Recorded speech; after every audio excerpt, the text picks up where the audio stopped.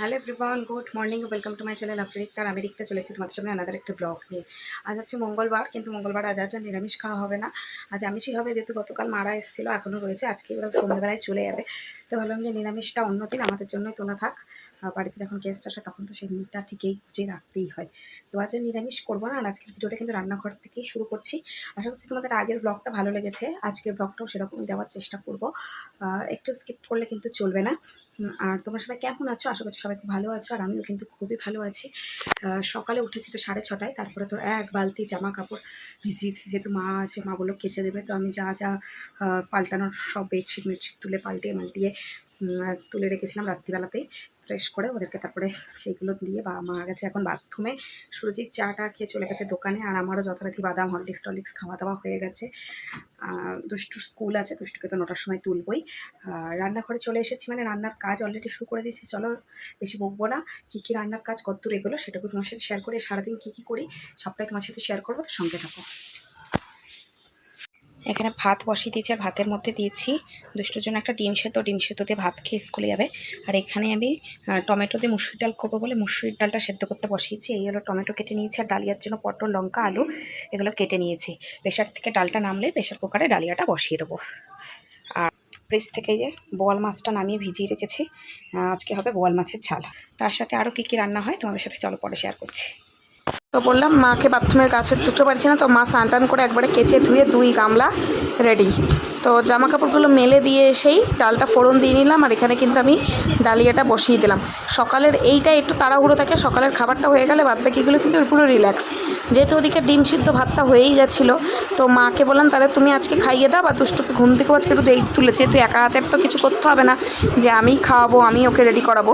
তো মা ওকে বকা ঝকা দিয়ে তাড়াতাড়ি করে খাওয়াচ্ছে, আর আমি ওকে একদিকে কিন্তু রেডি করাচ্ছি। আসলে আগের দিন আমি ফুল ড্রেস পরাটা দেখিয়েছিলাম, এর জন্য আমাকে ইউটিউব থেকে দেখছি যে কমেন্ট বক্স অফ করে দিয়েছিল, এর জন্য আমি আজকে ড্রেসটা পরেই নিয়ে আমি বাদ বাকি কাজটুকু শেয়ার করি, ফুল শেয়ারটা আর করি না।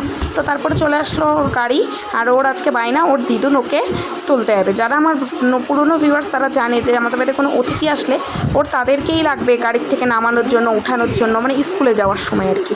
তো অ্যাজ ইউজুয়াল আমার মায়ে আজকে গাড়িতে ওকে তুলে দিল, আর এই যে ওর গাড়ি কিন্তু এখন চলে যাবে। আর চলো তোমাদেরকে দেখিয়ে দিই কী কী রান্নাবান্না হলো। আমি সকালে একটু করেছিলাম, বাদ বাকিগুলো মাই করেছে। মাই যে ভেন্ডি, পটল আর পেঁয়াজ দিয়ে একটা ভাজা, আর আমি বোয়াল মাছ খাই না বলে আমার জন্য ডিমের অমলেট, বেগুন ভাজা, মেয়ের জন্য এখানে ডাল সিদ্ধ রয়েছে, আর এই হলো টমেটো দিয়ে ওই ডালটা যেটা আমি করেছি, আর হাঁড়িতে রয়েছে ভাত। আর এই হলো বোয়াল মাছটা, লাল লাল আলু দিয়ে একদম ঝাল ঝাল বোয়াল মাছ। তার সমস্ত রান্নাবান্না কমপ্লিট করার পর যেহেতু ফ্রিজের স্টক খালি হয়ে গেছিলো, তো সুরজিৎ আবার মাছ নিয়ে চলে আসলো। এখানে রয়েছে ইলিশ মাছ, আর এখানে রয়েছে কিন্তু রিঠে মাছ, পুরো মাথা টাথা দিয়ে। তো সমস্ত কিছু আমি ফ্রিজে লোড করে দিলাম। আর এই যে প্যাকেটটা, কালো প্যাকেটটা যেটা সামনে রাখছি, এটার মধ্যে রয়েছে দেশি মুরগির মাংস, আর পেছনেরটাই কিন্তু রয়েছে খাসির মাংস। আর টিফিন বক্সটায় রয়েছে কুলফি মালাই, দুষ্টুর জন্য কিনে ফ্রিজে রেখে দেওয়া হয়েছে। তো এই ফ্রিজে স্টক করার পর তারপরে চলে আসলো বাসনওয়ালার কাছ থেকে আমি পয়সা করি মিটিয়ে দিলাম। এখন তোমার সাথে ডাইরেক্ট দেখা হচ্ছে সন্ধ্যেবেলায়। সবাই জানছে গুড ইভিনিং। আর এই চপটা কিসের বলো তো? চপটা ছিল কুলেখাড়ার। তারপরে বাবা নিয়ে আসলো চাউমিন, আর সুরজিৎ নিয়ে এসেছিলো চপ। সেই চা দিয়ে এইগুলো দিয়ে খাওয়া দাওয়া কিন্তু সন্ধ্যেবেলা বেশ জমেই গেল। কিন্তু সময় হয়ে গেছে ভিডিওটি শেষ করা। আর রাতের খাবার বলতে আমার জন্য ভাত রয়েছে, আর যা ফুলের রান্না সেই রান্নাই। আর সুরজিৎকে বললাম যে আর রুটি করতে ভালো লাগছে না, দুটো রুটি নিয়ে আসতে, তো রুটিটা গেছে আনতে। তো আমার ভাত আর মেয়ের তো রুটি আছেই, আর সুরজিৎ রুটি রান্না, এই ব্যাস রাত্রে খাওয়া দাওয়া। তো আজকের ভিডিওটি আশা করছি সব ভালো লেগেছে। ভালো লাগলে please like to share and subscribe my channel. দেখা হচ্ছে নেক্সট দিন নতুন একটি ভিডিওর সাথে। নতুন সুস্থ থেকো, ভালো রেখো, ভালো রেখো। তো আমি যখনই না ক্যামেরাটা অন করি তখনই আমার মেয়ে চলে আসে দৌড়াতে কথা বলতে। যাই হোক, ওকে এখন ঘড়ি কাছাকাছি 9টা, তাকে পড়িয়ে উঠলাম। গ্যাস হয়ে গেছে চাউমিনটার জন্য মনে হচ্ছে। পড়িয়ে উঠলাম, মারা বেরিয়ে গেছিলো ওই 7:45-8টার দিকে। তারপরে ওকে একটু স্কুলের কাজ মাছগুলো করালাম, টরিয়ে নিয়ে ভাবলাম যে ভিডিওটা আবার শেষ করে দিই।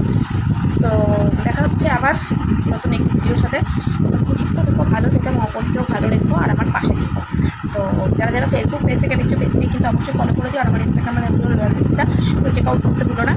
Bye bye, good night.